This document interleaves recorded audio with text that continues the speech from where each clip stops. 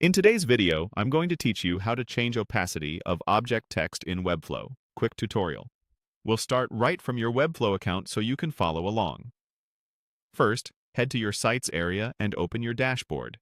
From there, choose the project you want to work on and click Open in Webflow to launch the designer. This takes you into the workspace where you can edit your elements and styling. Once you're in the designer, look to the right-hand sidebar where the Style panel lives. That's where we'll make the opacity adjustment. Find the Effects section in the Style panel and click it to open. If you don't see it expanded the first time, click Effects again to make sure the options are visible. This is the area that controls visual treatments like opacity and other effects, and it's exactly where we'll adjust how transparent the text appears. Before you change anything, make sure you're targeting the specific text you want to affect. If you're working with a highlighted word or phrase inside a larger text block, you can give just that part its own class, so the opacity change doesn't affect everything else.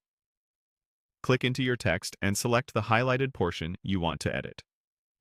Then, in the Selector field, type the word highlight to create or select a class with that name.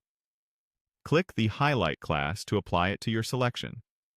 If needed, type highlight again to confirm the class is active for that exact element. Taking a moment to click and select highlight ensures you're styling the right thing and not the entire paragraph or container. With your highlighted text selected and the highlight class applied, return to the Effects section in the Style panel. Here, adjust the opacity control.